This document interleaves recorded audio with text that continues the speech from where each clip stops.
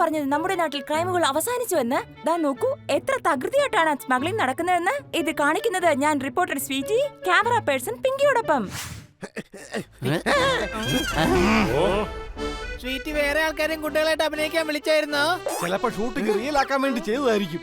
സംശയമുണ്ടോ? അല്ല പോപ്പട്ടെ, എന്തോ ഒരു പ്രശ്നമുണ്ട്. എന്റെ മണ്ണി ഒരു പ്രശ്നമില്ല, നമുക്ക് ആക്ട് ചെയ്യാന്നേ. ക്യാരക്ടർ ആയിട്ടിരിക്കേ, ക്യാരക്ടർ.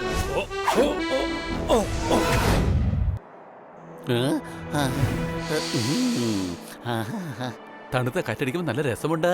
സോർദാറെ, നീ എന്തൊരു മണ്ടനാടാ.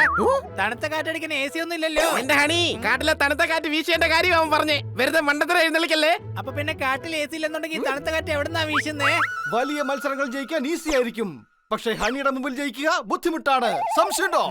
ഞാൻ ലോജിക്കിന്റെ കാര്യമാണ് പറഞ്ഞത്. ദാ നോക്കിയേ, സ്വീറ്റിയും അവിടെ ഉണ്ട്. ഇനി ചിലപ്പോ അവളും കാറ്റുകൊള്ളാൻ വേണ്ടി വന്നതായിരിക്കോ? സ്വീറ്റിയോ?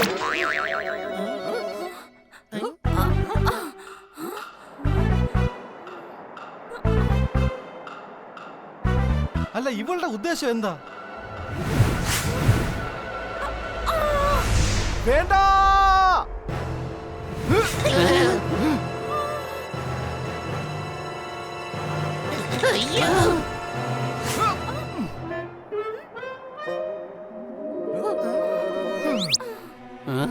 നീ എന്തായി ചെയ്തത്?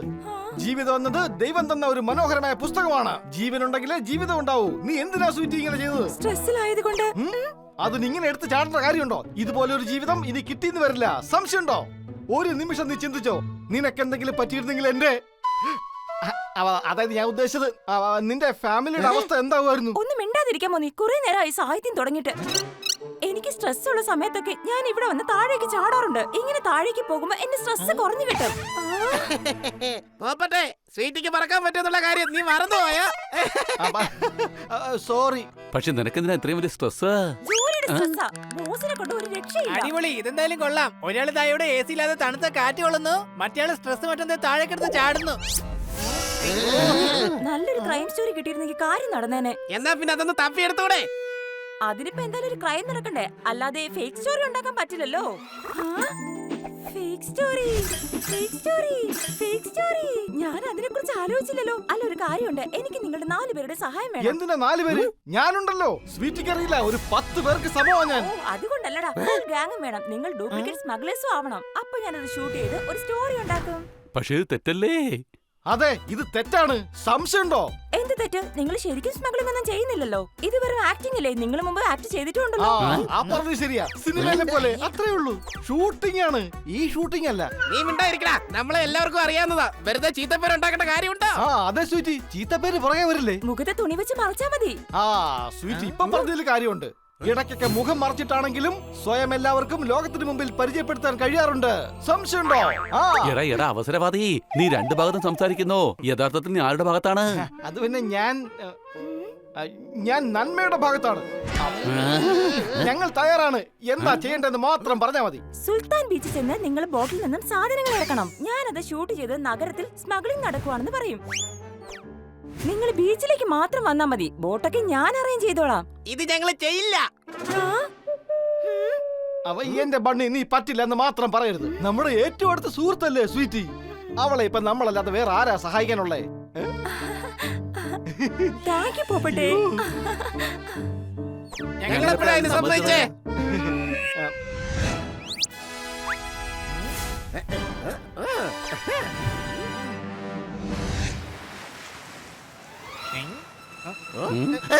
എന്താ ചെയ്യുന്നത്? എന്തിനാ ഞാൻ തല്ലിയത്?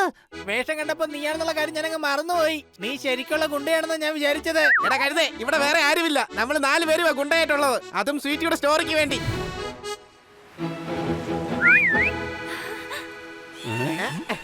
ബോട്ട് വരുന്നുണ്ട്. നേച്ചർ നമുക്ക് ഒരുപാട് കാര്യങ്ങൾ തന്നിട്ടുണ്ട്. ഇന്നത് തിരിച്ചു കൊടുക്കാനുള്ള സമയമാണ്. അതുകൊണ്ട് എല്ലാവരും നാച്ചുറൽ ആയിട്ട് ആക്ട് ചെയ്യണേ. എടാ, നിന്റെ ജ്ഞാനത്തിന് ഒരു ലിമിറ്റും ഇല്ലേ? ഞങ്ങളുടെ തലയുടെ കൺട്രോൾ വിട്ടു പോകുന്നുണ്ട്. എല്ലാരും തലകറങ്ങി വീണ് കഴിഞ്ഞാ പിന്നെ ആരാ പോയി ആക്ട് ചെയ്യാ? പറഞ്ഞത് ശരിയാ. ആരാണ് പറഞ്ഞത് നമ്മുടെ നാട്ടിൽ ക്രൈമുകൾ അവസാനിച്ചുവെന്ന്? ദാ നോക്കൂ, എത്ര തകൃതിയായിട്ടാണ് സ്മഗ്ലിംഗ് നടക്കുന്നതെന്ന്. ഇത് കാണിക്കുന്നത് ഞാൻ, റിപ്പോർട്ടർ സ്വീറ്റി, ക്യാമറ പേഴ്സൺ പിങ്കിയോടൊപ്പം. സ്വീറ്റ് വേറെ ആൾക്കാരെയും കുട്ടികളായിട്ട് അഭിനയിക്കാൻ വിളിച്ചായിരുന്നോ? ചിലപ്പോ ഷൂട്ടിംഗ് റിയൽ ആക്കാൻ വേണ്ടി ചെയ്തതായിരിക്കും. സംശയമുണ്ടോ? അല്ല പോപ്പട്ടെ, എന്തോ ഒരു പ്രശ്നമുണ്ട്. എന്റെ മണ്ണി ഒരു പ്രശ്നമില്ല. നമുക്ക് ആക്ട് ചെയ്യാന്നേ. ക്യാരക്ടർ ആയിട്ടിരിക്കേ. ക്യാരക്ടർ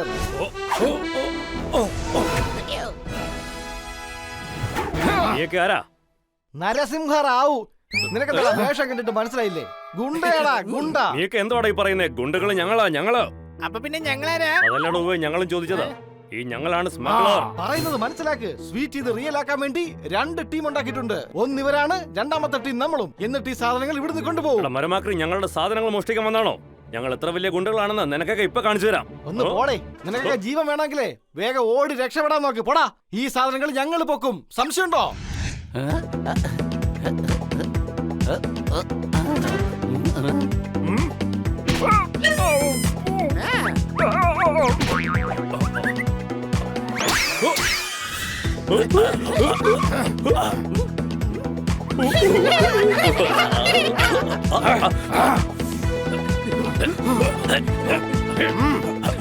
സ്വീറ്റി, ദേ അങ്ങോട്ട് നോക്കിയേ. എന്താ ആ ബോട്ടിൽ നടക്കുന്നേന്ന്?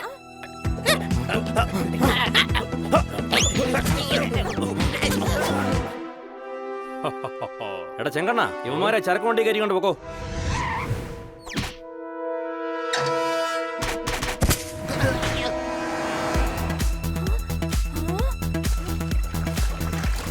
സ്വീറ്റി, ഞങ്ങൾ എത്തി.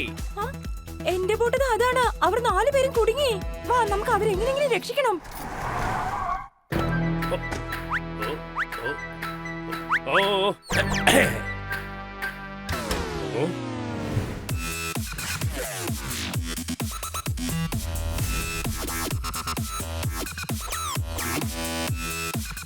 കണ്ടില്ലേ ലൈല ബായ്? എടാ ലൈലയല്ല, ലാല, ലാല എന്നാണ്. അല്ല, ഇതിപ്പോ ബായ്ക്ക് എന്താ ഇത്ര പ്രശ്നം? ഞാനിപ്പോ ലൈല എന്ന് പറഞ്ഞാലും ലാല എന്ന് പറഞ്ഞാലും ബായുടെ മുഖത്തെ വൃത്തികേട് മാറില്ലല്ലോ. എടാ വൃത്തികെട്ടവനെ, അതിന് മാത്രം എന്ത് വൃത്തികേടാടാ എന്റെ മുഖത്തുള്ളത്? ദേഷ്യം വന്നാ ഞാനുണ്ടല്ലോ തിളച്ചു മറിയും. തണുപ്പിച്ചാ പോരെ. ജയിലിൽ നിന്ന് ഇറങ്ങിയതിനു ശേഷമുള്ള ആദ്യത്തെ കൊട്ടേഷൻ ആയത്, അതും യാതൊരു ടെൻഷനും ഇല്ലാതെ. എന്റെ ബായി, ആവശ്യത്തിന് ടെൻഷൻ ഉണ്ടായിരുന്നു. വേറെ ഗാങ്ങിലെ ആൾക്കാരോടെ വന്നിരുന്നു. പക്ഷെ പേടിക്കണ്ട, ഞങ്ങൾ എല്ലാ കാര്യങ്ങളും സെറ്റ് ആക്കിയിട്ടുണ്ട്. എടാ ചെങ്കണ്ണ, ആ പാഴ്സലും കൊണ്ട് ഇങ്ങ് പോരെ.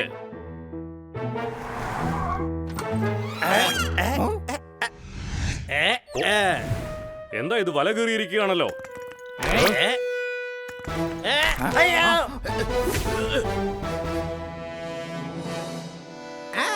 സുഖം തന്നെയല്ലേ ലൈല ബായി? ഞാൻ കേട്ടില്ലേ? നീ കാരണം ഇപ്പൊ ലോകത്തുള്ള എല്ലാവരും ലൈല ലൈല എന്നാ വിളിക്കുന്നേ. എടാ കണ്ടോടാ, കൺട്രോൾ ലൈല ബായി, കൺട്രോൾ. എനിക്ക് ചെയ്യാൻ പറ്റുന്നില്ല കൺട്രോൾ. മുമ്പ് നിൽക്കുന്നത് ആരാന്ന് നോക്കിയേ, മറ്റേ ഗാങ്ങിലെ ഗുണ്ടകളാ. ഇവിടെ ഇങ്ങനെ കൊണ്ടുവരാനായിട്ട് യുവമാരെന്താ ഫിലിം സ്റ്റാർസോ മറ്റുമാണോ? പുറത്തേക്ക് തട്ടിക്കളാ. അങ്ങനെ പുറത്തോട്ടെടുത്ത് തട്ടാൻ ഞങ്ങൾ വേസ്റ്റ് ഒന്നുമല്ല.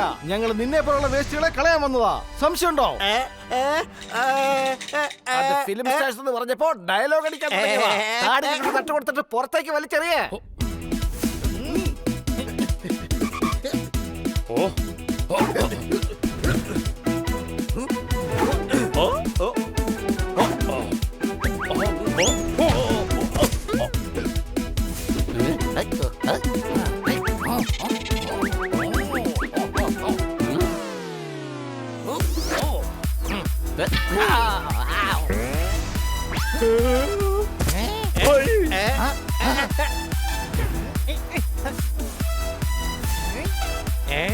മജുനോ, എടാ മജുനോ, എന്താ ബായി? സമാധാനത്തോടെ അടി കൊള്ളാനും സമ്മതിക്കില്ലേ നിങ്ങള്?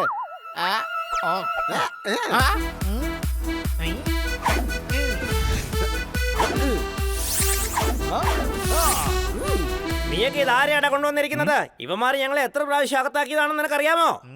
എന്റെ ബായി, സ്ഥലം നമ്മുടേത്, ആൾക്കാർ നമ്മുടേത്. ഇവന്മാര് പിന്നെ എന്ത് കാണിക്കാനാ നമ്മളെ? മജ്നു, ചിലപ്പോ സ്ഥലം നിങ്ങളുടേതായിരിക്കും, ആൾക്കാരും നിങ്ങളുടേതായിരിക്കും. പക്ഷേ ഞങ്ങളുടെ സമയമാ. നിങ്ങൾ നന്നായില്ലെങ്കിൽ ഞങ്ങൾ നിങ്ങളെ ഒരിക്കലും വെറുതെ വിടുകയില്ല. എടാ പോപ്പട്ടെ, ഹേയ്, നീ എന്താ പറയാൻ വരുന്നെന്ന് എനിക്ക് നന്നായിട്ട് അറിയാം. അതായത് നിന്നെ ഞങ്ങൾക്ക് ഒരു ചുക്കും ചെയ്യാൻ കഴിയില്ലെന്നല്ലേ. പക്ഷെ ചുക്ക് പരുവത്തിലാക്കാൻ പറ്റും. നിന്നെ ട്രക്കിൽ കയറ്റി ജയിലിലേക്ക് വിടുകയും ചെയ്യും. സംശയമുണ്ടോ? എടാ മജുനോ, ഇനി പിടിക്കപ്പെടാൻ പാടില്ല. വളരെ പാടുപെട്ട പുറത്തെത്തിയത്. അതുകൊണ്ട് ഇനി അകത്ത് പോകുന്ന പ്രശ്നമില്ല. പിടിക്കവന്മാരെ. അവർ അപകടത്തിലാണ്. വാ, പോയി സഹായിക്കാം. ഇത് ഹണിയും മണിയും സോർദറും പോപ്പട്ടുമാണ്. സഹായം വേണ്ടി വരുന്നത് ആ ഗുണ്ടകൾക്കായിരിക്കും. നീ ഒരു കാര്യം ചെയ്യ്, ലോങ് ഷോട്ടിലും ക്ലോസ് ഷോട്ടിലും ഷൂട്ട് ചെയ്തോ.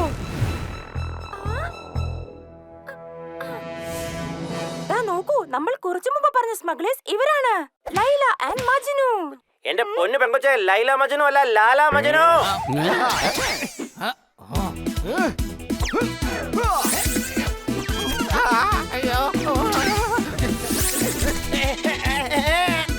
എന്റെ ഈ ഭാഗത്ത് മാത്രം അടിക്കരുത്. അവിടെ നേരത്തെ ഒരു തട്ട് കിട്ടിയതാ. എന്നാ പിന്നെ നേരത്തെ പറയണ്ടേ? ഇനി ഞാൻ മുമ്പിൽ തടിക്കാം.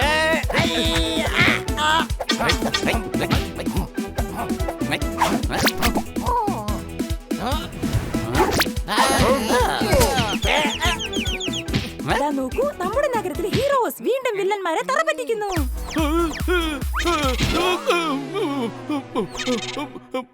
പിങ്കി, നീ എന്നെ വിളിച്ചായിരുന്നല്ലോ, എന്താണ് കാര്യം? സാറ് കണ്ടില്ലേ ലോങ് ഷോട്ടിൽ എന്താ ഇവിടെ നടക്കുന്നേന്ന്? Attack! എന്തോ അറ്റാക്ക്? ഞങ്ങളെ ഓൾറെഡി അറ്റാക്ക് ചെയ്തതാ. വേഗം വന്ന് അറസ്റ്റ് ചെയ്യൂ. ഈ 4 എണ്ണവും നമ്മുടെ ജീവിതത്തിലെ കരടാണ് ഭായി. ലൈല മജ്നു, ജയിലിൽ നിങ്ങളെ കാത്തിരിക്കുകയാണ്. എടാ ലൈല എന്നല്ല ലാല. LALA ലാല. ഈഷ്, ഇനി എത്ര വേണമെങ്കിലും വെച്ച് വെച്ചോ, പക്ഷെ ജയിലിനകത്തായിരിക്കണം. വേണമെങ്കിൽ പാട്ടും പാടിക്കോ. എന്തൊരു വിധി ഇത്. ലോ, ലോ, ലോ, ലോ, ലോ, ലോ. Thank you. നിങ്ങൾ 4 പേര് കാരണം ഇന്ന് എനിക്ക് നല്ലൊരു സ്റ്റോറിയാ കിട്ടിയത്. മാത്രവുമല്ല, ഞങ്ങൾ ഫേക്ക് സ്റ്റോറിയുടെ ഭാഗമാകാതെ രക്ഷപ്പെടുകയും ചെയ്തു. അങ്ങനെ സ്വീറ്റിയുടെ കാര്യവും നടന്നു. കേട്ടിട്ടില്ലേ? ഇഷ്ടപ്പെട്ടവർക്ക് വേണ്ടി കഷ്ടപ്പെടാൻ നമ്മൾ കുറച്ചൊക്കെ തയ്യാറാവണം. സംശയമുണ്ടോ? അല്ല, ആരെ ഇഷ്ടപ്പെട്ടിട്ടാ നമ്മളിപ്പോ കഷ്ടപ്പെട്ടത്? എടാ, ഞാൻ പറഞ്ഞതിന്റെ അർത്ഥം എന്താണെന്ന് വെച്ചാ, നമുക്ക് എല്ലാവർക്കും ഇഷ്ടപ്പെട്ട ആളാണല്ലോ സ്വീറ്റി. അത് കുറച്ച് സാഹിത്യത്തിൽ പറഞ്ഞതാ. ഇഷ്ടപ്പെട്ടവർക്ക് വേണ്ടി കഷ്ടപ്പെടാൻ തയ്യാറാവണമെന്ന്. താങ്ക് യു സോ മച്ച് കൂട്ടുകാരെ. ബൈ. ഇതാണ് പോപ്പട്ടിന്റെ ഫേക്ക് സ്റ്റോറി. കാരണം എന്താന്ന് വെച്ചാൽ റിയൽ സ്റ്റോറി പറയാനുള്ള ധൈര്യം ഇവനില്ല.